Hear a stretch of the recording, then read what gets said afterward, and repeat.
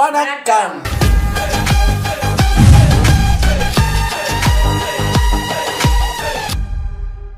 Sivan stories narrated by mister Tamilan episode 54, 55. So இன்னைக்கு 2 episode பார்ப்போம்.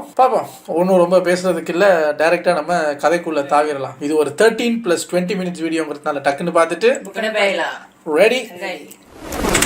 போன பாட்டுல கங்காதேவிய தேவலோகம் வரைக்கும் நம்ம பிரம்மதேவரே வந்து கூட்டு போனதுனால தாரகாசுரன் தேவர்களை எதிர்த்து தேவலோகத்தையே கலங்கப்படுத்தணும்னு சொன்ன அந்த முயற்சிகள் எல்லாம் வீணா போனதை நினைச்சு எரிச்சலோட இருக்கான். இனி எல்லா தேவர்களுமே சதா காலத்துக்கும் நிலைச்ச பவித்திரத்தோடையும் நிலைத்த சக்திகளையும் பெற்று இருப்ப அப்படிங்கிற மாதிரி குருதேவர் சொல்ல அதை கேட்டு இவனுக்கு எரிச்சல். அங்க நம்ம அசுரகுரு இன்னும் கண்ணி பண்றாரு. நான் ஏற்கனவே உன்கிட்ட சொன்னேன், நீ செய்யற யுத்தம் தர்மத்தின் சார்பாக இல்ல, அதனால உனக்கு வெற்றி கிட்டாது. ஏற்கனவே நான் அதெல்லாம் சொன்னேன், நீ எங்க கேட்கலையே அப்படிங்கிற மாதிரி குருதேவர் எடுத்து சொல்ல அதுக்கு நம்ம தாரகாசுரனும் பிறகு என்ன வேற என்ன செய்ய சொல்றீங்க? சதியோட பிண்ட துண்டங்களை அழிக்கிற என்னோட முயற்சிகள் எல்லாமே வீணா போச்சு. யாரால? அந்த சிவனால. சக்தி பீடங்களை காப்பாத்துறதுக்காக பாதுகாக்கிறதுக்காக கால பைரவர்களை வேற ஒவ்வொரு சக்தி பீடத்திலயுமே காவலனா போட்டு வச்சு போயிட்டாரு அந்த சிவன். நீ நான் என்ன செய்யறது அப்படின்னு சொல்லி ரொம்ப வருத்தப்பட்டுக்கிட்டு இருக்காரு தாரகாசுரன். அப்ப நம்ம தாரகாசுரனோட மனசுல ஒரு ஐடியா, ஒரு எண்ணம். சிவ இப்போ நாடோடி மாதிரி தனியே தன்னந்தனியே அப்படியே காட்டு பக்கம் போய்கிட்டு இருக்காரு. ஆதிபரா சக்தியை பத்தி எந்த ஒரு குறிப்புமே இப்ப வரைக்கும் இல்ல. ஒரு இதெல்லாம் தேவர்களோட சூழ்ச்சியா இருக்குமோ, நம்மள திசை திறப்பறதுக்காக ஏதோ அவங்க செய்யறாங்களோ அப்படிங்கிற மாதிரி ஒரு எண்ணம். எப்படியாவது ஆதிபராசக்திக்கும் சிவனுக்கும் நடுவுல ஒண்ணு சேர்ந்துட கூடாது, அவங்களுக்கு ஒரு குழந்தை பிறந்துட கூடாது அப்படிங்கிற அந்த கவலை அவனுக்கு இன்னும் இருந்துகிட்டு தான் இருக்கு. இந்த குழப்பத்துல இருந்து தனக்கு ஒரு நல்ல தீர்வை எடுத்து சொல்லும்படி தன்னோட குருநாதர் அசுரகுரு சுக்கராச்சாரியார் கிட்ட இவர் கேட்கிறார். இப்பதான் குருநாதர் மேல இவனுக்கு பற்றுதலே வந்திருக்கு போல. குருநாதா ஏதாவது பார்த்து பண்ணு குருநாதா அப்படின்னு கேட்கிறேன். அதுக்கு நம்ம அசுர குருதேவரோ, தாரகாசுரா நீ செய்யற எந்த செயலுமே தர்மத்தின் பக்கம் நிக்கலைனாலும் நான் ஒரு குருவோட தர்மம் என்ன, தன்னோட சிஷியனை எப்படியாவது அவனுக்கு இருக்கக்கூடிய அந்த இக்கட்டான சூழ்நிலையில இருந்து அவனை காப்பாத்துறது. அந்த வகையில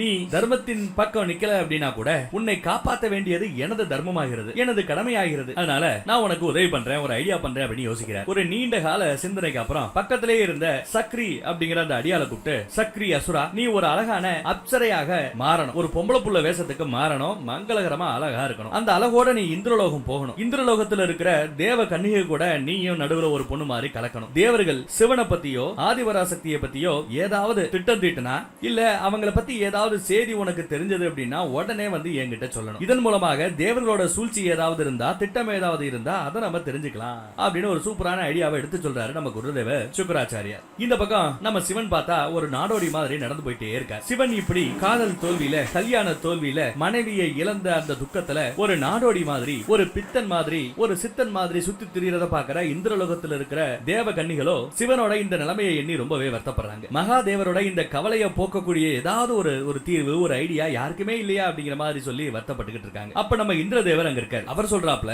இது மகாதேவரோட ஒரு கவலை நிலை கிடையாது, இது மகாதேவர் தன்னோட காதலி மீது வைத்திருக்கிற அதி தூயமான அந்த காதலோட வெளிப்பாடு அப்படின்னு ஒரு சொற்பொழிவா ஆத்துறார். இந்த அளவுக்கான ஒரு அதி தூய காதலை மகாதேவரால மட்டும்தான் வெளிப்படுத்த முடியும் அப்படின்னு எடுத்து சொல்லிக்கிட்டு இருக்காரு. ஒரு கால் அவரோட இடத்துல எப்படி, ஒரு கால் நம்ம சிவனோட இடத்துல வேற ஒருத்தர் இருந்திருந்தா எப்பயோ அவரு எல்லாத்தையும் மறந்துவிட்டு உலக இன்ப மார்க்கத்தின் பின்னாடி போய்கொண்டு இருந்திருப்பாங்க. சிவன்கிறதுனால, அவர் ஒரு இறைங்கிறதுனால இன்னும் சுத்தபத்தமா தூய்மையோட தர்மத்தின் பால் அவர் நடந்து கொண்டிருக்கிறார், காதலின் பொறுத்து கவலை கொண்டிருக்கிறார் அப்படிங்கிற மாதிரி இந்திரலோகத்து இந்திரன் எடுத்து சொல்லிக்கிட்டு இருக்கேன், அரசன் எடுத்து சொல்லிக்கிட்டு இருக்கேன். அதுக்கப்புறம் அந்த பக்கம் போனா நம்ம கங்காதேவி ரொம்ப சோகமா உட்காந்துக்கிட்டு இருக்காங்க.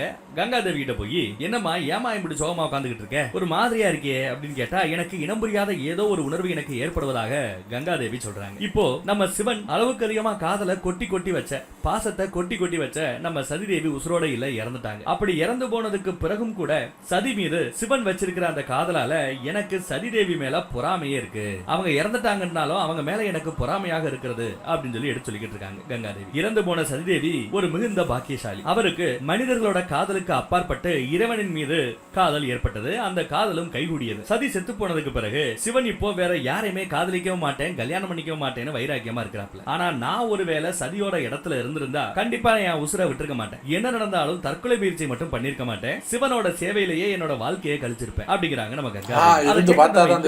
இப்படி நீ யோசிக்கிறதுனால சதிதேவி பண்ணது தப்பு அப்படின்றத வந்துட முடியும், அப்படிங்கறத எடுத்து சொல்ல முடியும் அப்படிங்கிறாரு இந்திரன். இந்த பக்கம் நம்ம சிவனோ தன்னோட வாழ்வை முழுக்க இனி தனிமையிலேயே சதியோட நினைவுகளோட வாழணும் அப்படின்னு முடிவு பண்ணி அந்த மார்க்கத்தை நோக்கி போய்கிட்டு இருக்காரு நம்ம சிவன். நந்தி தேவரோ பின்னாடியே போய்கிட்டு இருக்காரு. வேண்டாம், கைலாயத்துக்கு வந்துருங்க, கைலாயத்துக்கு வந்துருன்னு ஒரு தடவை 2 தடவை இல்ல 100 தடவைக்கு மேல கூப்பிட்டாச்சு. மகாதேவரோட கால்ல விழுந்து கூட என்ன விட்டுட்டு போயிடாதீங்க அப்படின்னு சொல்லி அழுகிறாரு. ஆனா மகாதேவரோ அதை கொஞ்சம் கூட பொருட்படுத்தாம அப்படியே போய்கிட்டு இருக்காரு. சிவனோட இந்த நிலைமை என்னைக்காவது ஒரு நாள் கண்டிப்பா மாறும். அப்படி சிவனோட நிலைமை மாறுற வரை நாம பொறுமையா இருக்கணும். ஆனா இப்ப இருக்கிற இந்த ரூபத்துல என்னால பொறுமையா இருக்க முடியாது. தினம் தினம் கண்ணீர் விட்டு அழுதுகிட்டே இருக்கணும். சிவனை நினைச்சு கவலைப்பட்டுக்கிட்டே இருக்கணும். சிவனை விட்டு பிரிஞ்சிருக்கிற இந்த ஒவ்வொரு கணத்தையுமே கடின நெஞ்சோடு கடந்து போகணும். மனசை கல்லாக்கிக்கிட்டு வாழணும். இதெல்லாம் நமக்கு சரிப்பட்டு வராது. பேசாம மனசை கல்லாக்குறதுக்கு பதிலா ஒட்டுமொத்த உடலையுமே கல்லாக்கலாம் அப்படின்னு முடிவு பண்ணி நம்ம நந்தி தேவ எல்லா கோயில்லையும் சிலையா பாக்குறீங்கல்ல, அந்த நந்தி கல்வடிவமா மாறிடுறாரு, சிலையா மாறிடுறாரு. அப்படி சிலையா அவர் மாறுறதுக்கு முன்னாடி மறுபடியும் சிவன் தன்னோட கையால இந்த கல்லை எப்ப தொடுறாரோ அப்பதான் நானே இந்த கல் வடிவத்திலிருந்து இருந்து நந்தி ரூபத்துக்கு மாறுவேன் அப்படின்னு வேற சத்தியம் பண்ணிட்டு இப்படி சிலையா மாறி நிக்கிறார், உட்கார்ந்திருக்கார். சிவனோ அப்படியே போன போக்குல இன்னும் சில பல அடிகள் தாண்டி போய் தன்னோட சூலத்தை வெளியிலேயே வச்சுக்கிட்டு அங்க இருக்கிற ஒரு கோயிலுக்குள்ள போய் ஒரு ஆழ்ந்த தியானத்துல ஈடுபடுகிறார். இந்திரலோகத்திலேயோ கங்காதேவி சிவனை நினைச்சு ரொம்ப வருத்தப்பட்டுக்கிட்டு இருக்காங்க. ஏமா இப்படியே சோகமா இருக்குன்னு அந்த பக்கத்துல இந்திரதேவ இன்னும் கண்டினியூ பண்ணி கேள்வி கேட்டுக்கிட்டு தாங்க இருக்காரு. அங்கதான் நம்ம கங்காதேவி சொல்றாங்க, நான் இந்த மாதிரி சிவனை காதலிக்கிறேன், அவரை கல்யாணம் பண்ணணும்னு ஆசைப்படுறேன். ஒரு கால் சிவன் மறுமணத்துக்கு தயாராயிட்டாருன்னா, மறுபடியும் கல்யாணம் பண்றதுக்கு தயாராயிட்டார் அப்படின்னா, அந்த ஒரு நாள் என்னைக்கு அவரு மறுமணத்துக்கு தயாராக இருக்கிறாரோ அந்த ஒரு நாள் வரும் என்று எண்ணியே என்னோட வாழ்க்கையை நான் கழிக்கவிருக்கிறதாக எடுத்து சொல்றாங்க. ஆனா சிவனோ என்னோட நெஞ்சில உனக்கு கொஞ்சம் கூட இடம் இல்ல அப்படின்னு கோவத்தோட சொல்லிட்டு நிராகரிச்சுட்டாராம் இவங்களோட காதல. ஒரு கால் எனக்கு கல்யாணம்னு ஒண்ணு நடந்தா அது சதியோட மறுபிறவியோட தான் அப்படிங்கிற மாதிரியும் சொல்லிட்டு போயிட்டார். போன எபிசோட்லயே நம்ம பார்த்தோம். இதெல்லாம் நினைச்சு தான் வருத்தப்படுறதா எடுத்து சொல்லிட்டு இருக்காங்க நம்ம கங்காதேவி. இத கேட்ட நம்ம இந்திரரோ அது சீக்கிரம் நடக்க போகுது. என்ன சீக்கிரம் நடக்க போகுது அப்படின்னு கேட்டா சதியோட மறுஜென்மம், ஆதிசக்தியோட மறுபிறவி மறுபடியும் நடக்க போகிறதா இந்திரதேவர் எடுத்து சொல்றாரு. அதுவும் அம்மாவான மீனாவதியோட வயிற்றுலதான் சதியோட மறுஜென்மம் பார்வதிங்கிற பேர்ல பிறப்பெடுக்க போறதா எடுத்து சொல்றாரு. அதுவும் ஒரு விஷ்ணு கோவில்ல தான் பார்வதி பிறக்க போறதாவும் எடுத்து சொல்றாரு. இப்படி இந்திரரும் கங்காவும் பேசிக்கிட்டு இருக்கிற அந்த மேட்டரை ஒட்டு கேட்டுக்கிட்டு இருக்கிற அந்த அரக்கன், பொண்ணு ரூபத்துல இருக்கிற அப்சரை ரூபத்துல இருக்கிற அந்த அரக்கன் எல்லா மேட்டரையும் கேட்டு குடுகுடுன்னு இந்த பக்கம் ஓடி வந்து நம்ம அரக்க அரசன் தாரகாசுரன் கிட்ட எல்லாத்தையும் வந்து ஒப்பிச்சுட்டு இருக்கேன். மேட்டரை கேள்விப்பட்ட நம்ம தாரகாசுரனும் ஆதிபரா சக்தியோட மறு ஜென்ம ரூபத்தை அந்த குழந்தை ரூபத்துல இருக்கும் போதே கொன்னுடலாம் அப்படின்னு முடிவு பண்றாரு. இதை கேட்கிற நம்ம அசுர குருவோட முகத்திலேயோ திகைப்பு கலந்த ஒரு தவிப்பும் இருக்கு. நம்ம தாரகாசுரனோ பகுரூபா அப்படிங்கிற ஒரு அரக்கிய கூப்பிடுறேன். இந்த பக்கம் நம்ம விஷ்ணு கோயில்ல பர்வதராஜனும் மீனாவதியும் சேர்ந்து ஏதோ ஒரு பூஜை நடத்திக்கிட்டு இருக்கும்போது நம்ம மீனாவதி தாயாருக்கு மயக்கம் ஏற்படுகிறது. அப்படியே அடுத்த கொஞ்ச நேரத்துல பிரசவ வலி உருவாகுது. அப்படியே பிரசவ வலியில துடிக்கிறாங்க. அதுக்கப்புறம் பார்த்தா அவங்களுக்கு ஒரு அழகான பெண் குழந்தை பிறகு. குழந்தை ரொம்ப அழகோட அதீத தேஜ. நேத்து தானே உங்க புள்ள மேல போனாங்க. குழந்தை அப்படிதான் வரும். ஒரு நாள்லயா? ஒரே நாள்லயா மேடம்? ஒரு பொலிவு அந்த குழந்தையோட உடம்புல எப்பவுமே இருக்குது. இது எல்லாத்தையுமே அந்த பக்கம் தவத்துல தியானத்துல இருந்தா கூட நம்ம சிவனோ தன்னோட ஞான திருஷ்டியால பாத்துக்கிட்டு தான் இருக்காரு, உணர்ந்து கொண்டுதான் இருக்கிறார். அவர் உணர்ந்து கொள்கிறார் அப்படிங்கறத அங்க டயலாக்கால நமக்கு டைரக்டர் காமிக்கல. மாறுதலா சிவனோட கண்கள்ல இருந்து அப்படியே ஊத்திக்கிட்டு இருக்கிற அந்த ஆனந்த கண்ணீரை காமிச்சு நமது சிவன் இந்த காட்சிகள் எல்லாம் கண்டு கொண்டு இருக்கிறார் அப்படிங்கிற மாதிரி நமக்கு புரிய வைக்கிறாங்க. அவரோட கண்களில் இருந்து ஆனந்த கண்ணீர் பெருக்கெடுத்து ஓடிக்கொண்டிருக்கிறது. இந்த பக்கத்துல ஆதி சக்தியோட இந்த மறுபிறப்புனால பிரம்மதேவரும் விஷ்ணு பகவான் லட்சுமி தேவியும் ரொம்பவே சந்தோஷத்துல இருக்காங்க. ஆதிசக்தியோட மறுபிறப்பு அப்படிங்கிறது இந்த உலகத்தோட மறுபிறப்பு போல இருக்கிறதா உணர்வதாக நம்ம லட்சுமி தேவி எடுத்து சொல்றாங்க. இருட்டுல மூழ்கி போன இந்த உலகத்தை ஆதிபரா சக்தியோட இந்த பிறப்பு மீண்டும் பிரகாசமாக்கும், வெளிச்சத்தை உருவாக்கும் அப்படிங்கிற மாதிரி எடுத்து சொல்லிக்கிட்டு இருக்காங்க நம்ம லட்சுமி தேவி. அந்த சமயத்துல நம்ம மகாவிஷ்ணுவோ ஒரு அருள்வாக்கு சொல்றாரு, ஒரு அருள்வாக்கு தர்றாரு. இந்த நாள் ஆதிசக்தி பிறந்த நாள், மறுபிறவி எடுத்த நாள், இத சுபதினமா கொண்டாடணும். எப்படி சரஸ்வதி தேவி மூலமா எல்லாருக்கும் ஞானம் கிடைக்கிறது போல லட்சுமி தேவி மூலமா எல்லாருக்கும் தனம், அதாவது சொத்து பத்து கிடைக்கிறது போல ஆதிசக்தி மூலமா இனி உலகம் துக்க நிவர்த்தி, அப்புறம் மன நிம்மதி, இந்த மாதிரி விஷயங்கள் எல்லாம் அவங்கள வந்து சேரும். தன்னை ஆற்றல் மிக்கவர்களாக அவர்கள் உணர்வார்கள் அப்படிங்கிற மாதிரி அருள்வாக்கு சொல்றாரு நம்ம மகாவிஷ்ணு. இப்பதான் குழந்தை பிறந்திருக்கு. இனி இந்த குழந்தை ஆளாகணும், வயசுக்கு வரணும், அதுக்கப்புறம் பெரிய மனுஷி ஆகணும், அதுக்கப்புறம் கல்யாண வயசை எட்டணும், அதுக்கப்புறம் தான் சிவனோட சேர முடியும். எவ்வளவு பெரிய கேப் இருக்குங்கிற மாதிரி நம்ம லட்சுமி தேவி நினைச்சு பார்த்துக்கிட்டு இருக்காங்க. திருமண வயசை, கல்யாண வயசை அடைஞ்சாதான் ஆதிசக்தியோட இந்த பிறப்பிற்கான காரணமே முழுமையடையும். அது மூலமா தான் மும்மூர்த்திகளுமே பூரணத்துவம் அடைய முடியும் அப்படிங்கிற மாதிரி எடுத்து சொல்லிட்டு இருக்காரு நம்ம பிரம்மதேவர். ஆனா இங்க எல்லாருக்கும் ஒரு பயம் இருக்கு, ஒரு தயக்கம் இருக்கு. அது என்னன்னா நம்ம சிவனை நினைச்சு, நம்ம சிவனோட அந்த வைராகியத்தை நினைச்சு இவங்களுக்கு கொஞ்சம் ஒரு பயம். சமயம் வர நேரம் பார்த்து ஆதிசக்திய முழு மனசோட சிவன் ஏத்துப்பாரா, இல்ல ஏற்கனவே பட்ட கஷ்டம் போதாதா, மறுபடியும் இந்த மாயையில குடும்பங்கிற அந்த சிலந்தி பின்னலுக்குள்ள சிக்கிக்கணுமா அப்படிங்கிற மாதிரி அவர் யோசிச்சா என்ன ஆறுதுங்கிற மாதிரி பிரம்மதேவர் கவலைப்படுறார். இந்த பக்கம் நம்ம சிவனை பார்த்தா அவர் கண்ணுல இருந்து கண்ணீர் அப்படியே ஊத்தெடுத்து ஓடிக்கிட்டே இருக்கு. அந்த கண்ணீரோட அர்த்தம் என்ன, அது எல்லாம் அல்ல அந்த மகாதேவருக்கே தெரியும், அந்த சிவனுக்கே தெரியும். இந்த பக்கம் நம்ம விஷ்ணு கோயில்ல பார்த்தா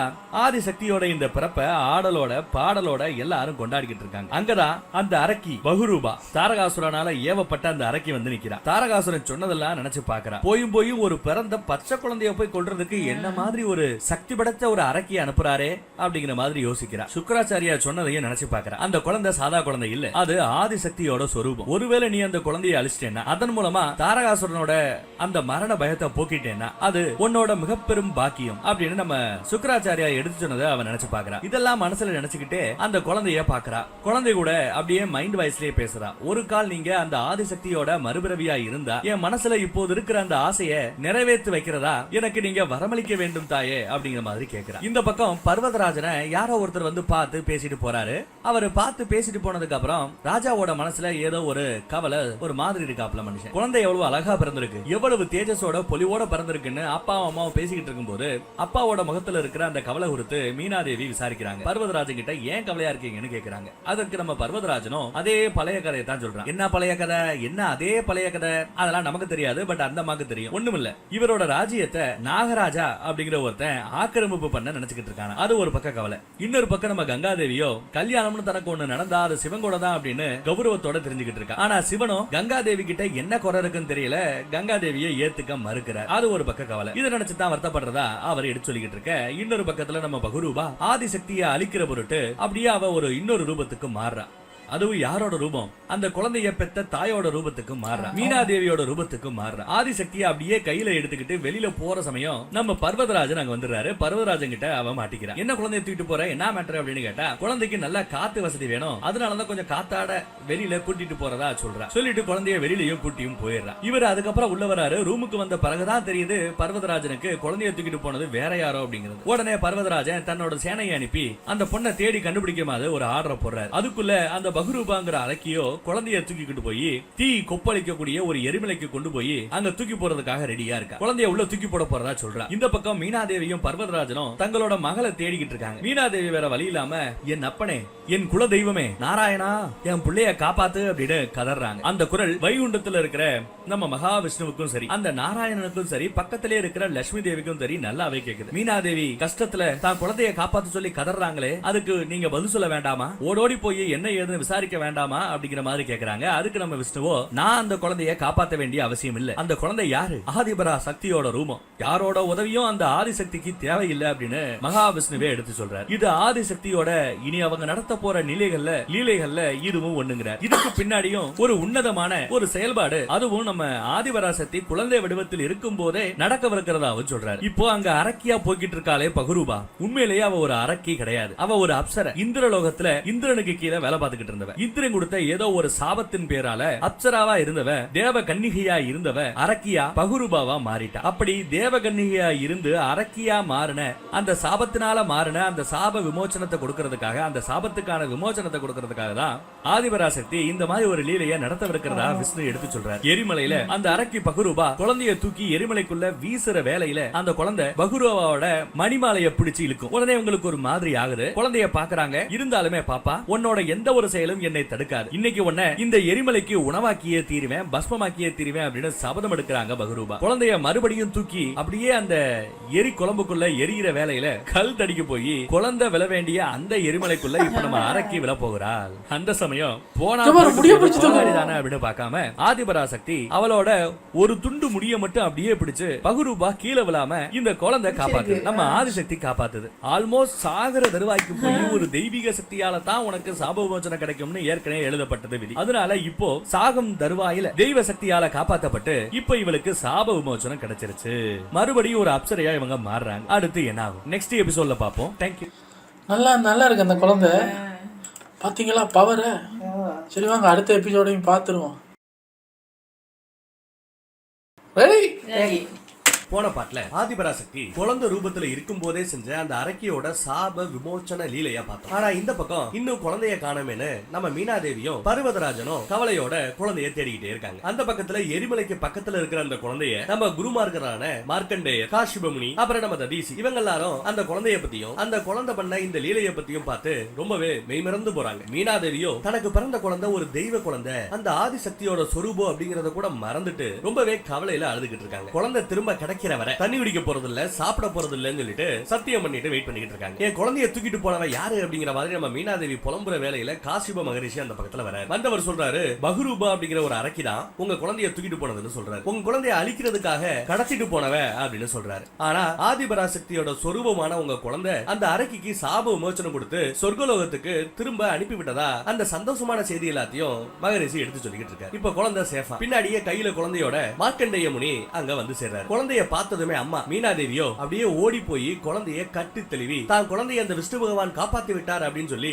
நன்றி தெரிவித்துக் கொண்டிருக்கிறார். அப்படியே நம்ம மார்க்கண்டேய முனியும் பர்வதராஜனும் பேசிக்கிட்டு இருக்கும்போது நம்ம நாரதர் அங்க வராரு. எல்லாரும் அவரை வணங்குறாங்க. நாரத முனியோ, நீங்க உங்க பிள்ளைய நினைச்சு கவலை கொள்ள வேண்டிய அவசியமே இல்ல, அந்த குழந்தைக்கு தன்னை பாதுகாக்க தெரியும், தன்னை கவனித்துக் கொள்ள தெரியும் அப்படிங்கிற மாதிரி எடுத்து சொல்றாரு. உலகத்தில் இருக்கக்கூடிய எந்த ஒரு சக்தியாலும் இனி இந்த குழந்தைக்கு தீங்கு நேராது, சர்வ லட்சணமும் பொருந்திய இந்த குழந்தைக்கு பார்வதினு பெயர் வைங்க அப்படிங்கிற மாதிரி எடுத்து சொல்லிட்டு போறாரு. அவங்களும் சரின்னு சொல்லிட்டு அந்த குழந்தைக்கு பார்வதி அப்படின்னு பேர் வைக்கிறாங்க. அதுக்கப்புறம் ரொம்ப முக்கியமான இன்னொரு விஷயத்தை எடுத்து சொல்றாரு நம்ம நாரதர். இந்த பார்வதிங்கிற குழந்தை மகரிஷி ததீசியோட ஆசிரமத்துல இருந்து மகாதேவர் சிவனை பத்தி தெரிந்து கொள்ளணும், மகாதேவரை பத்தி இந்த குழந்தைக்கு அக்கு வேற ஆணி வேற எல்லாமே தெரிஞ்சுக்கணும் அப்படிங்கிறது ரொம்பவே அவசியமான ஒரு செயல் அப்படின்னு சொல்லிட்டு போயிடுறாரு. இங்க நம்ம மார்க்கண்டேய முனியோ மண்டரை பார்த்து, இங்க பாருங்க, உங்களுக்கும் அந்த நாகராஜனுக்கும் அடிக்கடி ஏதாவது ஒரு படையெடுப்பு சண்டைன்னு வந்துகிட்டே இருக்கு. நீங்க அவன் கூட படையெடுத்து இல்ல அவன் படையெடுத்து உங்க மேல வந்தாலோ இல்ல நீங்க படையெடுத்து அங்க போனாலோ உங்க ரெண்டு பேருக்கு நடுவுல யுத்தம் காலகாலமா நடந்துகிட்டு இருக்கும். அப்படி யுத்தம் நடக்கிற அந்த காலகட்டத்துல பார்வதியையும் மீனாவதியையும் நாங்க எங்களோட ஆசிரமத்துல தங்க வச்சுக்கிறோம் அப்படிங்கிற மாதிரி கேட்கிறார். நீங்க நான் கேட்டேன்னு சொல்லி சதிதேவியோட அந்த பிண்ட துண்ட காப்பாத்தி எனக்கு உதவி செஞ்சீங்க. அந்த உதவிக்கு கைமாறா போர்க்களத்தில் நீங்கள் இருக்கும்போது உங்க பொண்டாட்டி புள்ளிய நான் பாத்துக்கிறேன் அப்படின்னு மார்க்கண்டேயர் கேட்கவும் அதுக்கு சரின்னு நம்ம பர்வதராஜனும் ஒத்துக்கிறாரு. ஆனா குழந்தைய பெத்த அந்த அம்மா மீனாவதி தாயா இருக்காங்கல்ல, அவங்களுக்கு என்னன்னா நாகராஜர்கள் இருக்காங்க இல்லையா, அவங்க எல்லாம் சிவனை கும்பிடுறவங்க. சோ சிவனோட அருளு நாகராஜர்களுக்கு எப்போதுமே உண்டு. அப்போ சிவன் நாகராஜர்களின் பக்கம், நம்ம எதிரிகளின் பக்கம். அதனால சிவனின் அடியார்களான இவங்களையும் அந்த சிவனையும் நான் நம்ப போறது இல்ல அப்படிங்கிற மாதிரி சொல்லிடுறாங்க. இங்க பாருமா, நாகராஜர்களுக்கும் உங்களுக்கும் நடுவுல சண்டை. அவங்க குலதெய்வமா சிவனை கும்பிடுறாரு, எப்படி அந்த நாகராஜர்கள் சிவனை குலதெய்வமா கும்பிடுறாங்க அப்படிங்கிற ஒரே காரணத்துக்காக சிவனையும் நீங்க எதிரியா பாக்குறது தப்பு. இன்னைக்கு நிலைமையை எண்ணி பாருங்க, இந்த உலகம் முழுக்க யாரோட கண்ட்ரோல்ல இருக்கு? தாரகாசுரனோட ஆக்கிரமிப்புல இருக்கு. அவன் எப்படா சதிதேவியை கொல்லலான்னு இருக்கு முன்னாடி காத்து கிடந்தான், இனி எப்படா பார்வதியை கொல்லலான்னு காத்து கிடப்பான். அவங்க கிட்ட இருந்து உங்களை காப்பாத்துறதுக்கு நீங்க சிவனடியார்களோட இருப்பது அவசியம் அப்படின்னு சொல்றாரு. ஆனா செத்து போன சதியோட அப்பாவான தட்சை எப்படி விஷ்ணு மேல நம்பிக்கை வச்சு சிவனை நம்பலையோ அதே மாதிரிதான் இந்த அம்மாவும் சிவனை நம்ப மாட்டேங்கிறாங்க, விஷ்ணு மேலதான் தன்னோட ஒட்டுமொத்த நம்பிக்கையை வச்சிருக்காங்க. விஷ்ணு தான் எங்க குலதெய்வம், அவரை தான் நான் நம்புறேன், பார்வதியை விஷ்ணு தெய்வம் காப்பாத்தோ அப்படின்னு அவங்க நினைக்கிறாங்க. என்னடா தட்ச மாதிரியே இந்த அம்மாவும் இருக்கு அப்படின்னு பார்த்தா இவங்க ரெண்டு பேருக்கு நடுவுல ஒரே ஒரு டிஃபரெண்ட் இருக்கு. தட்சங்கிட்ட இருந்த அந்த அகங்காரம் இந்த அம்மா கிட்ட இல்ல. அதை புரிஞ்சுக்கிட்டு நம்ம மார்க்கண்டேய முனி சிவனின் மீது உள்ள அந்த பக்தியையும் நம்பிக்கையும் இன்னும் கொஞ்சம் அதிகப்படுத்துறதுக்காக சிவன் சம்பந்தப்பட்ட ஒரு அருமையான ஒரு கதையை எடுத்து சொல்ல ஆரம்பிக்கிறார். பகவான் விஷ்ணுவை சாட்சியா வச்சு மார்க்கண்டேயர் அந்த கதை சொல்ல ஆரம்பிக்கிறார். இந்த கதையை கேட்ட பின்னாடி சிவனின் மீதான உங்களோட சந்தேகம் குழப்பம் இது எல்லாமே நீங்கிடும் அப்படின்னு சொல்றாரு. இந்த கதையோட காலகட்டம் பூமியில எந்த வகையான ஜீவராசிகளும் இல்லாத ஒரு காலகட்டம். பூமி வெறும் புள்ளியா இருந்த காலம். அப்போ முதல்ல தோன்றிய கடவுள் காக்கும் கடவுளான விஷ்ணு பகவான். விஷ்ணுவோட தொப்புள் கொடியிலிருந்து வர்றவர் தான் நம்ம பிரம்மதேவர். பிரம்மதேவர் என்னதான் விஷ்ணுவோட தொப்புள் கொடியிலிருந்து தோன்றி இருந்தாலும் அவங்க ரெண்டு பேருமே ஒருவரை ஒருவர் புரிந்து கொள்ளாது அறிந்து கொள்ளாது இருந்திருக்காங்க. ரெண்டு பேரும் கண்ணு முடிச்சு பார்க்கும்போது யாரு முதல்ல தோன்றிய கடவுள் அப்படின்னு அவங்களுக்குள்ள ஒரு பஞ்சாயத்து வருது. ரெண்டு பேருக்கு நடுவுல போட்டி. விஷ்ணு நான் தான் முதல்ல தோன்றிய கடவுள் அப்படின்னு சொல்றாரு. பிரம்மதேவரோ இல்ல இல்ல நான் தான் முதல்ல தோன்றிய கடவுள் அப்படிங்கிறார். ஏன்னா ரெண்டு பேரும் ஒரே டைம்ல தான் கண்ணு முடிச்சு பாக்குறாங்க. சரி யாரு முதல்ல தோன்றினார்கள் அப்படிங்கறத நிரூபிக்கிறதுக்காக ரெண்டு பேருமே ஜோதிலிங்க வடிவில் இருக்கிற நம்ம சிவனை நாடுறாங்க. அங்க அடியில இருந்த ஒரு ஜோதிலிங்க உருவம் அப்படியே ரொம்ப பெருசா வளர்ந்துகிட்டே போது வளர்ந்து நிக்குது. அதுவும் எப்படி உங்க வீட்டு எங்க வீட்டு ஒசரம் இல்லங்க, உலகத்தையே தாண்டி பிரம்மாண்டமான ஒசரத்துக்கு போய் நிக்குது. இப்ப நம்ம சிவபெருமான் சொல்றாரு, இந்த லிங்கத்தோட முடிவை யார் முதல்ல அடைகிறார்களோ அவரே முதலில் தோன்றிய தெய்வம் அப்படிங்கிற மாதிரி நம்ம சிவபெருமான் எடுத்து சொல்ல ரெண்டு பேரும் போட்டி போட்டு கிட்டத்தட்ட 1000 வருடங்களா சுற்றி வந்துமே அந்த லிங்கத்தோட முடிவை அவங்களால அடையவே முடியல. விஷ்ணுவுக்கு புரிஞ்சிருச்சு இந்த லிங்கத்துக்கு எந்த ஒரு ஆரம்பமோ முடிவோ கிடையாது, இன்ஃபினிட்டின்னு கேள்விப்பட்டிருக்கீங்களா, எல்லையற்றது முடிவில்லாதது, அதுதான் சிவன்கிறத புரிஞ்சுக்கிட்டாரு. ஆனா பிரம்மதேவரோ தனது அகங்காரத்தினால நானே முடிவில்லாதவன் அப்படின்னு சொல்லி ஒரு பூவை தூக்கிக்கிட்டு பூவை எங்க வைப்போம், கொண்டையில வைப்போம். அங்க ஏதோ ஒரு பூ கிடைக்க இது சிவலிங்கத்தோட கொண்டை, ஏன்னா சிவலிங்கத்தோட கொண்டை கொண்டையில தான் பூ இருக்கும், இங்க பூ இருக்கு, அப்ப சிவலிங்கத்தோட கொண்டைய நான் அடைந்து விட்டேன், சிவலிங்கத்தோட முடிவை நான் அடைந்து விட்டேன் அப்படின்னு கொஞ்சம் அறிவா பேசுற மாதிரி பொய் சொல்றாரு. அது பொய்னு உணர்ந்த நம்ம சிவபெருமான் லிங்க ரூபத்துல இருந்து தன்னோட ஒரிஜினல் ரூபத்துக்கு வரார், நார்மல் ரூபத்துக்கு வரார். என்னப்பா நீ எம்புட்டு பெரிய கடவுள் இருந்தும் நீ பொய் சொல்றியே, அகங்காரத்தோட பிடியில சிக்கிக்கிட்டு இருக்கியே, இதெல்லாம் தப்பு இல்ல. உலக உயிர்களை படைக்கக்கூடிய அந்த படைக்கும் தொழிலை செய்யக்கூடிய தெய்வமாக இருந்தாலும் உன்னோட இந்த பொய்யினாலேயும் அகங்காரத்தினாலையும் இனி உலக மக்களால் நீ பூஜிக்கப்படவே மாட்டாய் அப்படின்னு வச்சிருக்காரு. இந்த பக்கம் அடக்கத்தோடையும் அகங்காரம் இல்லாம நின்னுகிட்டு இருந்த நம்ம விஷ்ணுவை பார்த்து, நீங்க உலகத்துல பல ஜென்மம் எடுப்பீங்க, பல பிறவிகள் எடுப்பீங்க, உங்களோட அத்தனை அவதாரங்களும் பூஜிக்கப்படும் அப்படின்னு விஷ்ணுவுக்கு அவர் வரம் கொடுக்கிறார். இப்படியாக தான் நீங்க இந்த உலகம் முழுக்க சுத்தி பார்த்தா கூட அளவுக்கு அதிகமா கோயில்கள் யாருக்கு யாருக்கு இருக்கும்னா சிவபெருமானுக்கும் விஷ்ணுவுக்கு இருக்கும். பிரம்மதேவருக்கு கோயில்கள் ரொம்ப ரொம்ப ரொம்ப ரொம்ப கம்மி. காரணம் இதுதான், இந்த சாபம் தான். இப்படி இந்த கதையை சொல்லி முடிச்சிட்டு பாருங்க, சிவன் அவர் ஒரு முடிவில்லாதவர், அவர் ஒரு இன்ஃபினிட்டி, அவர்தான் இந்த உலகம் முழுவதற்கும் கடவுள் என்பதை இந்த கதையின் மூலமாக உணர்த்தி விடுகிறார். இந்த கதையை கேட்டு நம்ம பர்வதராஜனும் தன்னோட பொண்டாட்டி பிள்ளைய சிவனடியார்களோட பாதுகாப்புல விட்டு செல்வதாக அவரும் முடிவெடுத்து விடுகிறார். ஆனா இவ்வளவு பெரிய கதையை கேட்டும் கூட நம்ம மீனாவதி என்ன சொல்றாங்க, என் மக பார்வதி சிவ பக்தர்களை பார்த்து பார்த்து பார்த்து ஒரு சிவ பிரியையா அவ மாறிடக்கூடாது, அவ எப்பவுமே விஷ்ணு பக்தையா தான் இருப்பா அப்படின்னு சொல்லி ஒரு பெரிய குண்டை தூக்கி போடுறாங்க. ஆனா இந்த மேட்டரை கேள்விப்பட்ட நம்ம மார்க்கண்டேய முனியோட முகத்துல பார்த்தா சிரிப்பு மட்டும் தாங்க தெரியுது. யாரு யாரோட பக்தையாக மாற போறாங்க அப்படிங்கறத பத்தி, யாரு இஷ்ட கடவுளாக இருக்க போறாங்க அப்படிங்கறத பத்தியும் எதிர்காலம் எடுத்து சொல்லும் அப்படின்னு முடிச்சிருக்காரு. பர்வதராஜனுக்கு தான் மகளான பார்வதி மேல அம்புட்டு பாசம், சந்தோஷம். அவங்க கூட இருக்கிறதே இவங்களுக்கு ஒரு மிகப்பெரிய திருப்தியாவும் சந்தோஷமா இருக்கு அப்பாவுக்கு. ஆனா பார்வதியோட இந்த குழந்தை பருவத்தை அவளோட இருந்து நம்மளால டயம் செலவிட முடியலையே அப்படின்னு சொல்லிட்டு அவருக்கு கொஞ்சம் மன வருத்தம். அதை தன்னோட துர்பாக்கியமா கருதுறாரு. ஏன்னா அவர் நாகராஜனோட போர்ல ஈடுபட வேண்டியதா இருக்கு. இந்த பக்கம் அம்மாவோ ஒன்னும் பிரச்சனை இல்ல, நீங்க சீக்கிரமாவே அந்த யுத்தத்தை முடிச்சுட்டு திரும்பி வாங்கன்னு சொல்லி ஆசி கூறி அனுப்புறாங்க நம்ம மீனாவதி தேவி. பர்வதராஜரும் தன்னோட கண்ணீரை வீரத்தோட தொடச்சுக்கிட்டு சிவனடியார்களுக்கிட்ட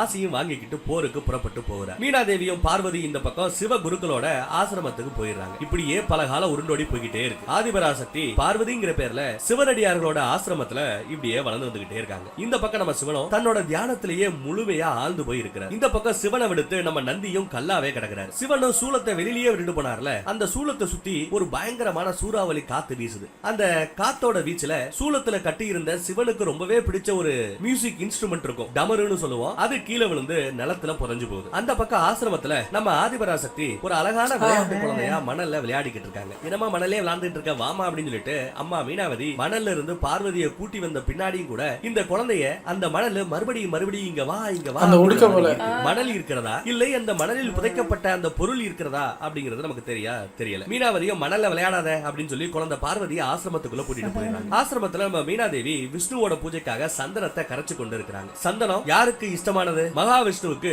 இஷ்டமானது. அங்க குழந்தையா இருக்கிற நம்ம பார்வதியோ திருநீர் சாம்பலை எடுத்து தூவி விளையாடிக்கிட்டு இருக்காங்க. திருநீர் யாருக்கு இஷ்டமானது? சிவபெருமானுக்கு இஷ்டமானது. அப்ப அம்மா மீனாவதி சொல்றாங்க, சாம்பல சிவனும் சிவபக்தர்களும் மட்டுமே பூசிக்கொள்வார்கள், நாமளும் விஷ்ணு பக்தர்கள், நாம சந்தனத்தை மட்டும் தான் பூசணும் அப்படின்னு சொல்றாங்க. எல்லாத்தையும் நல்ல புள்ள மாதிரி இந்த குழந்தை கேட்டுவிட்டு ஆனா சாம்பல தான் முழுக்க பூசிக்குது. உடனே அம்மாச்சி எத்தனை தடவை சொன்னாலும் கேட்க மாட்டேன்னு சொல்லிட்டு அதை கழுவி விடுகிறார்கள் மீனாவதி தேவி. இதையெல்லாம் பாக்குற நம்ம மார்க்கண்டேய முனியோ சக்தியோட இந்த சாம்பல் மோகத்தை நீக்குவது அப்படிங்கிறது நடக்காத காரியங்கிறத அவரோட மனசுக்குள்ளேயே நினைச்சுக்கிறார். முனிவரோட பக்கத்துல இப்போ நம்ம ஆதிசக்தி உட்கார்ந்துகிட்டு இருந்தாலும் மறுபடியும் அந்த மணல் இவங்களை ஈர்க்குது. பார்வதியோட முகம் அந்த ஈர்ப்பு விசையால பூமாதி மலர்றது. ததீசு முனிவரும் பார்வதியை மறுபடியும் அந்த மணல்ல போய் விளையாடணும்னு ஆசைப்படுறாங்கிறத யோசிக்கிறார். அந்த பக்கம் மணல்ல விளையாடிக்கிட்டு இருக்கிற நம்ம பார்வதியை அழிக்கிறதுக்காக அரக்க தாரகாசுரன் திட்டம் தீட்டிக்கிட்டு இருக்கான். தன்னோட அசுர சேனைய பார்வதி எங்க இருக்காங்கிறத கண்டுபிடிச்சிட்டு அவங்க இருக்கிற இடத்தை கண்டுபிடிச்சு சொல்லும்படி உத்தரவு போடுறாங்க. இந்த பக்கம் பார்வதியை ரொம்ப அளவுக்கு அதிகமா ஈர்க்குது இல்லையா அந்த மணல். அந்த மணல தோன்ற விஷயத்துல இவங்க ரிஷி முனிகள் எல்லாம் ஈடுபடுறாங்க. அப்ப ஏதோ ஒண்ணு அவங்க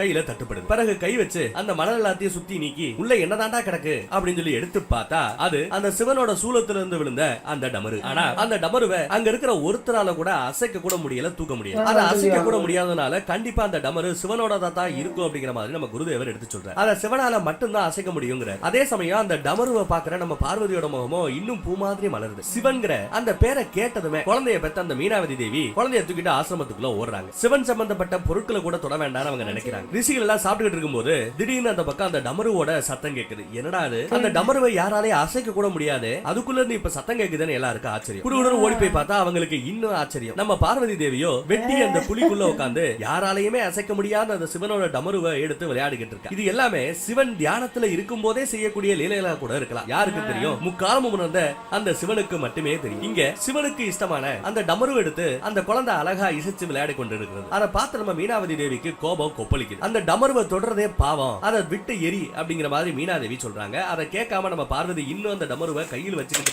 மேடம் நாங்க ஆட்டுத்தலை தச்சனையே பார்த்தாச்சு, என்ன ஆடுனாலும் கடைசியில் என்ன நடக்க போகுதுங்கிறத பார்த்தாச்சு, உங்க இஷ்டத்துக்கு ஒரு 50 எபிசோடுக்கு ஆடுங்க விளையாண்டுட்டு இருக்காங்க. அதை பார்த்து இந்த அம்மாவுக்கு இன்னும் கோபம் வருது. அதை பிடிங்க அப்படியே தூர எறிகிறாங்க மீனாதேவி. அம்மா இப்படி கோபப்படுறத பார்த்து குழந்தை பார்வதி அழ ஆரம்பிச்சாங்க. இத பார்க்க முடியாத நம்ம ததீசி முனிவரோ நடுவுல புகுந்து, ஏமா இவ்வளவு கோபம் உங்களுக்கு, யாராலையும் தூக்க முடியாத அந்த சிவனோட டமருவை இந்த சின்ன குழந்தை கையில தூக்கி விளையாடுகிறது, இதுல இருந்தே உங்களுக்கு தெரியவில்லையா இந்த குழந்தை ஒரு தெய்வ கன்னிகைன்னு உனக்கு தெரியலையா அப்படின்னு எடுத்து சொல்றாரு. சொல்லிட்டு பார்வதி நீ வாடா செல்லக்குட்டி அப்படின்னு அவரை கூப்பிட்டுக்கிறார். ஆனா நம்ம மீனாதேவியோ, நீங்க எல்லாரையும் பொண்ணை விட்டு கொஞ்சம் தள்ளியே இருங்க, உங்க கூட பழகி அவளுக்கு சிவ ஈர்ப்பு ஏற்படுகிறது அப்படின்னு சொல்றாங்க. சொல்லிட்டு உள்ள போக பாக்குறாங்க. அப்ப நம்ம ததீசி முனிவர் சொல்றாரு, சிவனோட டமருவை பார்வதி தூக்கி இசைத்தது சாதாரண விஷயம் இல்ல, இதுக்கு காரணம் சிவனுக்கும் இந்த பார்வதிக்கும் இடையே இருக்கிற காலாகாலத்து சம்பந்தம் அப்படின்னு சொல்றாரு. ஆனா மீனாதேவியோ, சிவனுக்கும் எங்களுக்கும் எந்த விதமான சம்பந்தமும் இல்ல, அவர் உலக வாழ்க்கையை வேணாம் சொல்லிட்டு ஒரு நாடோடி மாதிரி எல்லாத்தையும் தியாகம் பண்ணிட்டு போனவர், நாடோடியா போன ஒருத்தர் எப்படி எங்களை காப்பாத்துவாரு அப்படின்னு கோபமா கேக்குறாங்க. வைகுண்டத்துல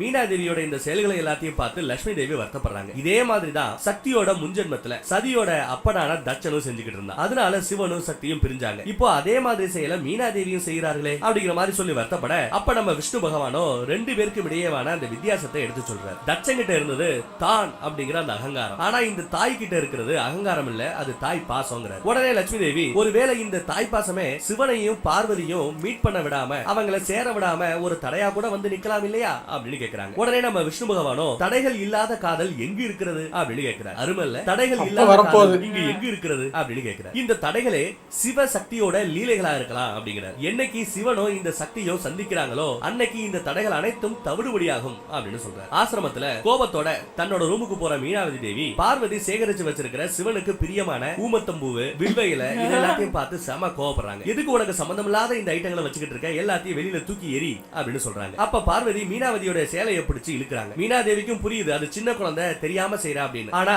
இவ ஒரு தாய் அல்லவா, தாய் பாசம் சிவனை தன் மகளிடமிருந்து தள்ளி வைக்க எண்ணுகிறது. சிவன் இன்னும் அந்த பக்கத்துல அந்த ஆழ்ந்த தியானத்துல மூழ்கி போய் தான் இருக்கிறார். ராத்திரி நேரம் ஆசிரமத்துல பார்வதி அளவுக்கு அதிகமா அடிக்கிற அந்த காத்துல கண்முழிக்கிறாங்க. அம்மாக்கு பக்கத்திலேயே தூக்க வராம எந்திரிச்சு வெளியே நடக்கிறாங்க. புயல் மாதிரி காத்து வீசுது. அதை எல்லாத்தையும் தாண்டி வந்து தன்னை ஈர்த்த தான் தூக்கி விளையாடிய அந்த சிவனோட டமருவோட பக்கத்துல போய் படுத்து தூங்கிடுறாங்க. சிவனுக்கு ரொம்ப பிரியமான அந்த டமரு இங்க இந்த மணல் மேட்டுல கிடக்க நம்ம சக்தியால எப்படி உள்ள ஜம்முன்னு படுத்து தூங்க முடியும்? காலையில எந்திரிச்சா பார்வதி வெளியில அந்த மணல் மேட்டுல டமருவோட பக்கத்துல தூங்கிக்கிட்டு இருக்கிறத ஆசிரம குழந்தைய பாத்துக்கிட்டு இருக்காங்க. அதை பாக்குற நம்ம குரு ததீசியோ சந்தோஷத்துல மகாதேவரோட அந்த காதலே அவரோட தேவிய அவரிடமே அழைத்துக் கொண்டு இருக்கிறது அப்படிங்கறத உணர்ந்து கொண்டிருக்கிறார். ஆனா பின்னாடி இருந்து வந்த நம்ம அம்மா கிட்ட பார்வதி நல்லா திட்டுன்னு திட்டு வாங்குறாங்க. எதுக்கு மணல்ல இந்த டமரு பக்கத்துல தூங்குன அப்படின்னு சொல்லி திட்ட ஆரம்பிக்க, நடுவுல நம்ம ததீசி முனி புகுந்து, இதுல பார்வதி மேல எந்த தப்பும் கிடையாது, சிவ சக்தியோட காதலோட வெளிப்பாடு இந்த எல்லா செயல்களுக்கும் காரணம் அப்படின்னு சொல்றாரு. அதுக்கு நம்ம மீனாதேவியோ, தப்பெல்லாம் உங்க மேலதான், நீங்க தான் சின்ன பொண்ணு கிட்ட சிவனை பத்தி இல்லாதது பொல்லாதது எல்லாத்தையும் தேவையில்லாத ஐட்டங்களாத்தையும் சொல்லி வச்சிட்டு இருக்கீங்க. ஆனா எங்க குடும்பத்துக்கும் சிவனுக்கும் எந்த தொடர்பும் கிடையாதுன்னு நம்ம மீனாதேவி பேசிக்கிட்டு இருக்காங்க. இப்படி இவங்களுக்குள்ள சண்டை சச்சரவு நடந்துகிட்டு இருக்க, அங்க எதுவுமே நடக்காத மாதிரி நம்ம பார்வதி பாப்பா அவளை ஈர்க்கும் அந்த டமருவையே பார்த்து புன்னகித்துக் கொண்டிருக்கிறார். அதுக்கப்புறம் ஆசிரமத்துல எல்லா குழந்தைகளும் பொம்மைக்கும் கல்யாணம் பண்ற ஒரு விளையாட்டை விளையாடிக்கிட்டு இருக்காங்க. இதை தூரமா இருந்து பாக்குற பார்வதி அவங்க கிட்ட போய், ஆமா என்னோட கல்யாணம் யார் கூட நடக்கணும் அப்படின்னு போய் கேக்குறாங்க. ஆனா அங்க இருந்த குழந்தைங்க இந்த கேள்விக்கு பதில் சொல்ல முடியாம பதில் சொல்லாம ஓடிடுறாங்க. அதுல நம்ம பார்வதி பாப்பா ரொம்பவே சேட் ஆயிடுறாங்க, வருத்தப்படுறாங்க. இதை கவனிக்கிற நம்ம ததீசி முனிவர், ஏன் பாப்பா இவ்வளவு சோகமா இருக்கு அப்படின்னு விசாரிக்கிறார். அதுக்கு பார்வதி, நான் யார கல்யாணம் பண்ணிக்கணும், என்னோட கணவர் யாருன்னு மத்த குழந்தைங்க கிட்ட கேட்டேன், ஆனா யாருமே அதுக்கு பதில் சொல்ல மாட்டேங்கிறாங்க அப்படின்னு சோகமா சொல்றாங்க. நீங்களாவது சொல்லுங்களேன், என்னோட புருஷன் யார், நான் யார கல்யாணம் பண்ணிக்கிறேன். இவ்வளவு சின்ன வயசுலயே கல்யாணத்தை பத்தி மும்மரமா பேசுறத நினைச்சு அந்த குழந்தை பேசுறத நினைச்சு ததீசி முனிவர் சந்தோஷப்படுறாரு. நீ ஏன் கூட வாமா, நான் சொல்றேன், உன்னோட வருங்கால கணவர் யாருன்னு நான் சொல்றேன்னு சொல்லிட்டு பாப்பாவை கூட்டிட்டு போறாரு குருதேவர். பார்வதியோட கையில சிவனோட சிலையை கொடுத்து, இவர்தான் உன்னோட கணவர்னு சொல்றாரு குருதேவர். அதுக்கு நம்ம பார்வதி பாப்பா, இவர் யாரு குருநாதா, இவரோட பேரு என்ன குருநாதா அப்படின்னு கேக்குறாங்க. அதுக்கு நம்ம குருதேவர், இவர் இந்த உலகத்தின் அனைத்து துக்கங்களையும் போக்கும் மகாதேவர் அப்படின்னு சொல்றாரு. என்னது மகாதேவர் என்னோட கணவரா, நான் அவரைத்தான் கல்யாணம் பண்ணுவேனா அப்படின்னு பார்வதி புன்னகையோட கேக்குறாங்க. அதோட நிறுத்தாம எல்லாரும் முன்னாடியே போய் அந்த சிலையை காட்டி, இவர்தான் மகாதேவ், இவர்தான் என்னோட கணவர், இவர்தான் என்னோட புருஷன் அப்படின்னு எல்லாத்தையும் சொல்லி சந்தோஷப்படுறாங்க. ஆனா இதெல்லாம் கேக்குற அம்மாவுக்கு பயங்கர கோபம். வருது. சிவன்கிற பேரே இனி உன் வாயில இருந்து வரக்கூடாதுன்னு சொல்லி திட்டுறாங்க. சிவன்கிற பேரே உன் வாயில வரக்கூடாதுன்னு சொன்னா நீ என்னடா சிவனையே கல்யாணம் பண்ணிக்க போறேன்னு பேசிட்டு இருக்கியா அப்படின்னு செம டோஸ். எல்லாருக்கும் சேர்த்து திட்டுறாங்க. எல்லா பேருக்கும் திட்டு விழுது. இவ்வளவு சின்ன பொண்ணுகிட்ட போய் கல்யாணம் பொண்டாட்டி புருஷன் அப்படிலாம் பேசுறீங்களே, இதெல்லாம் தகுமா அப்படின்னு திட்டுறாங்க. பிறகு மீனாதேவி பார்வதி பாப்பா கிட்ட ஒரு கண்டிஷன் போடுறாங்க. இனிமே நீ என்ன செய்யறதா இருந்தாலும் என் கண்ணு முன்னாடி தான் செய்யணும், என் கண்ணு முன்னாடி தான் நீ இருக்கணும்னு சொல்லிடுறாங்க. இதே மாதிரி தான் அதுக்கப்புறம் காலம் போக போக மீனாதேவி பார்வதியை சிவங்கிட்ட இருந்து தூரமா தள்ளி வைக்கிறதுக்கான எல்லா விதமான முயற்சிகளிலும் ஈடுபட்டு கொண்டிருக்கிறாங்க. ஆனா அவங்களுக்கு புரியல. அவங்க மாத்த நினைக்கிறது இந்த உலகத்தோட சமநிலைய அப்படிங்கறத அவங்க உணரல. உலகின் சமநிலையை யாராவது மாற்ற முடியுமா? அப்படித்தான் பார்வதியும் சிவனும் சேர போற இந்த விஷயத்தையும் இனி யாராலையும் தடுக்க முடியாதுன்னு எதிர்பார்ப்போம். இப்படியே பல வருடங்கள் ஓடுது. அந்த பக்கம் சொர்க்கலோகத்துல சக்ரி அப்படிங்கிற அந்த அரக்க ஒரு லேடி மாதிரி போனான்ல, அவன் அங்க போய் பார்வதி இருக்கிற இடம் ததீசியோட ஆசிரமம் தான் அப்படிங்கறத ஒரு வழியா கண்டுபிடிச்சான். அந்த மேட்டர் தாரகாசுரனுக்கு போகுது. உடனே ஒரு அசுர சேனையை அனுப்பி பார்வதியை கொன்னுருங்க அப்படின்னு சொல்லிட்டு உத்தரவு போட்டு சேனையை அனுப்புறான். இப்ப பார்த்தா பார்வதி தேவியாரோ தன்னோட 10வது வயசுல இளம் பெண்ணா இருக்கிறாங்க. அவரை பூஜைக்கு பூ எடுத்துட்டு வருமாறு நம்ம ததீசி முனிவர் வேற ஒரு ஆசிரம குழந்தைகளோட அனுப்பி வைக்கிறார். தோட்டத்துக்கு போனா பார்வதி சிவனுக்கு ரொம்ப பிரியமான அந்த ஊமத்தம்பூ வில்வையில இத மட்டுமே எடுத்துக்கிட்டு அந்த பூக்களை மட்டுமே பறிச்சுக்கிட்டு வராங்க. எந்த கடவுளுக்காக இவ்வளவு பூவை பறிக்கிற சிவபெருமனுக்காகத்தான், எப்படி சிவபெருமானுக்காகத்தான் சேர்த்துக்கிட்டு இருக்கிறதா பார்வதியும் சொல்றாங்க. ஒரு வழியா அந்த பூந்தோட்டத்தை விட்டு திரும்புற வழியில தாரகாசுரனோட அந்த அரக்க சேனை வந்துடுது. அரக்கர்கள் தேவி பார்வதியை துரத்த ஆரம்பிச்சாங்க. பார்வதி தேவியும் அவங்க கிட்ட இருந்து தப்பு தெரிச்சு ஓடுறாங்க. நதிக்கு அக்கறைக்கு போய் தன் மனதில் குடிகொண்டிருக்கும் அந்த மகாதேவரையே மனசுல நினைச்சு வணங்கி என்ன காப்பாத்துங்க அப்படின்னு வேண்டாங்க. இந்த பக்கம் என்னடா பார்வதியை காணமே அப்படின்னு சொல்லிட்டு ததீசியும் மார்க்கண்டேய முனிவரும் காட்டுப்பகுதியில பார்வதியை தேடிக்கிட்டு இருக்காங்க. தேடி அலைஞ்சுக்கிட்டு இருக்காங்க. போன பிறவியில சதி தேவிய ஒவ்வொரு முறையும் காத்த நம்ம மகாதேவர் இன்னைக்கு தவ நிலையில கூடயும் நம்ம பார்வதியை காப்பாத்துறாரு. எப்படி ஆத்துல இருந்து ஒரு பெரிய வெள்ளத்தை உருவாக்கி அந்த வெள்ளத்தின் மூலமா பார்வதியை கொல்ல வந்த அந்த அடியாட்களை தாரகாசுரனோட அசுரர்களை விரட்டி அடிக்கிறார். பார்வதி எந்த ஒரு கலங்கமும் இல்லாம திரும்பி வருவதை கண்ட நம்ம ரிஷிகள் பார்வதியை வணங்குறாங்க. மேட்டர் எல்லாம் நம்ம பார்வதியோட அம்மாக்கு போய் சேர இனி இந்த ஆசிரமத்துல இருக்கிறதுங்கிறது சரியில்லை, இனிமே சரிப்பட்டு வராது. அசுரர்களுக்கு நாம இருக்கிற இந்த இடம் தெரிஞ்சு போச்சு. இனி அசுரர்கள் யாரும் தேடி வர முடியாத ஒரு இடத்துக்கு பார்வதியை கூட்டிக்கிட்டு போனோம் அப்படின்னு உணர்ச்சி பெருக்கல அப்படியே பேசிக்கிட்டே மீனாதேவி மயக்கமடைந்து விடுகிறாங்க. அவரை பரிசோதிச்சு பாக்குற நம்ம ததீசி மகரிஷி இனி அந்த ஆண்டவரால மட்டும்தான் மீனாதேவியை காப்பாற்ற முடியும் அப்படின்னு கைய விரிச்சார். பார்வதி தேவியோ நம்மளாலதான் இப்படி எல்லாம் நடக்குது அப்படின்னு தான் ஒழுக்கமா ஒரு நல்ல பெண்ணா வளரல அப்படின்னு நினைச்சு வருத்தப்படுறாங்க. அப்புறம் தன் மனதுக்கு ரொம்பவே பிடிச்ச தன் மனதை ஆட்கொண்ட மகாதேவரிடமே போய் தான் தாயை காக்குமாறு வேண்டுகிறாங்க. எங்க அம்மாவை காப்பாத்துங்க அப்படின்னு வேண்டுறாங்க. அப்ப அங்க நம்ம மார்க்கண்டேய முனியோ பக்தியில் சக்தி உள்ளதாகவும் உங்களோட எல்லா கவலையையும் அந்த சிவனின் மீது அந்த பாரத்தை போட்டு விட்டு எல்லாம் பார்த்துப்பேன் அப்படிங்கிற ஒரு நினைப்புல கவலையை விடுத்து முக்தி பெற வேண்டும் அப்படிங்கிற மாதிரி நம்ம மார்க்கண்டேய முனி அட்வைஸ் பண்றாரு. பக்தியால நடக்கவே முடியாத ஒரு செயலை நடத்தி காட்ட முடியும்னு சொல்றாரு. அதுக்கு தாமே ஒரு உதாரணம்னு தன்னோட மார்க்கண்டேய கதையை பார்வதி கிட்ட எடுத்து சொல்றாரு. நம்ம மார்க்கண்டேயர் குருகுலத்துல 12 வருஷம் தங்கி 12 வருஷம் கஷ்டப்பட்டு படிக்க வேண்டிய படிப்பை வெறும் 3 வருஷத்துல படிச்சு முடிச்சிட்டாரு. இனிமே கத்துக்கிறதுக்கு ஒண்ணுமே இல்லைங்கிற ரேஞ்சுக்கு எல்லா கலைகளையும் மார்க்கண்டேய முனி தேர்ச்சியும் பெற்று விட்டார். அதுவும் எத்தனை வயசுக்குள்ள 11 வயசுக்குள்ள எல்லாத்தையும் கத்துக்கிட்டாரு. இதுக்கப்புறம் என்கிட்ட சொல்லிக் கொடுக்கறதுக்கு ஒண்ணுமில்லைன்னு சொல்லிட்டு மார்க்கண்டேயரோட அப்பா அம்மா கிட்டயே அந்த குழந்தைய போய் சேர்த்து விட்டுறாரு மார்க்கண்டேயரோட குரு. ஆனா மார்க்கண்டேயரை பெத்தவங்களோ எப்ப பார்த்தாலும் கவலையிலேயே இருக்காங்க. காரணம் என்னன்னு இவர் விசாரிக்கிறார். அப்ப பெத்தவங்க சொல்றாங்க, இல்லடா மகனே, ஜோசிய ஈசியம் எல்லாம் பார்த்தோம், உனக்கு ஆயுள் காலம் 12 வருஷம்னு சொல்லிட்டாங்கப்பா, இன்னும் ஒரு வருஷத்துல நீ செத்துருவ அப்படின்னு சொல்லி வருத்தப்படுறாங்க. உடனே நம்ம மார்க்கண்டேயரோ சிவனை நோக்கி ஒரு கடும் தவம் புரிகிறார். மரணத்தை வெல்லணும்னு ஆசைப்பட்டு பயங்கரமா தியானம் பண்றார். சரியா அவருக்கு அந்த 12 வருஷம் 12 வயசு முடிகிற வேலையில யமன் வந்து அவனோட பாச கயிறை வீசி மார்க்கண்டேயரோட உசுர அப்படியே உருவ பாக்குறாரு. அப்போ மார்க்கண்டேயர் செஞ்ச அந்த தவத்தோட பலனா மகாதேவர் அங்க வந்து அந்த பாச கயித்துக்கு நடுவுல சூலத்தை வீசி எறிஞ்சு அந்த பாச கயிறையே துண்டாக்கிறார். மார்க்கண்டேயரை காப்பாத்திறார். மார்க்கண்டேயரோட அறிவையும் தெளிவையும் பார்த்து அவருக்கு ரொம்ப சந்தோஷம். இவரால போதிக்கப்படக்கூடிய மந்திரங்கள் உலகத்துக்கு ரொம்பவே பலன் கொடுக்கக்கூடியதாக இருக்கும் அப்படின்னு நினைச்சு நீ வாழ்நாள் முழுக்க உலகத்துக்கு தேவையான மந்திரங்களை தொகுத்து கொடுத்துக்கிட்டே இருக்கணும் அப்படின்னு ஆசி வழங்கி மார்க்கண்டேயருக்கு அமரத்துவத்தையே வரமா வழங்கிறார். அமரத்துவம் சாகாவரத்தை வழங்குறார். ஒரு மந்திரம் இருக்கும், மிருத்யுஞ்சய மந்திரம். இந்த மந்திரத்தை சொல்றதன் மூலமா மரணத்தை பக்கத்துல நெருங்க விடாம செய்ய முடியும். அந்த மந்திரத்தை சிவபெருமானோட ஆசியோட இவரு கத்துக்கிறார். இப்போ அதே மந்திரத்தை நான் உனக்கு சொல்லி கொடுக்கிறேன் தாயி அப்படின்னு சொல்லி பார்வதி தேவிக்கு அதே மந்திரத்தை சொல்லி கொடுக்கிறார். பாதி மந்திரம் சொல்லி கொடுத்த அந்த நிலைமையில பார்வதி மீதி மந்திரத்தை சொல்லி கொடுக்காமையே கத்துக்கிறாங்க, முழுவதுமாக கத்துக்கிறாங்க. இது எப்படா சாத்தியம்? பாதி மந்திரம் தானே சொல்லி கொடுத்தோம், முன்ன பின்ன கேள்விப்படாத மீதி மந்திரங்களையும் இந்த அம்மா கத்துக்குச்சே அப்படின்னு அவரு அப்படியே வியக்கிறார். அப்பதான் அவருக்கு ஞாபகம் வருது, ஆஹா முன்ஜென்மத்துல சதி தன்னோட அக்காவான ரேவதியோட கணவரான சந்திரனை காப்பாத்துறதுக்காக இதே மந்திரத்தை தாங்கிட்ட கத்து தெரிஞ்சுக்கிட்டாங்க. அதை யோசிச்சு பாக்குறாரு. முன்ஜென்மத்துல கத்துக்கிட்ட அந்த மந்திரம் இன்னும் அவங்களுக்கு ஞாபகம் இருக்கு அப்படிங்கறத புரிஞ்சுக்கிட்டு அவர் சந்தோஷப்படுறாரு. இனி இந்த மந்திரத்தை கத்துக்கிட்டதன் மூலமா இந்த மந்திரத்தை பயன்படுத்தி தன் அம்மாவான மீனா தேவியோட உசுரை பார்வதி தேவி காப்பாத்துறாங்களா அப்படிங்கறத அடுத்த எபிசோட்ல பார்த்து தெரிஞ்சுப்போம். தேங்க்யூ. நல்லா இருக்கு. தச்சன் இல்லாம ஸ்லோ பிக்கப்பா இருக்கு. பட் லேடி தச்சி ஒன்று வந்திருக்காங்கல்ல, அவங்க இனி போ பார்த்துக்குவாங்க. இன்ட்ரெஸ்டிங்கா தான் இருக்கு. நாளைக்கு வந்து சந்திக்கிறேன். Take care.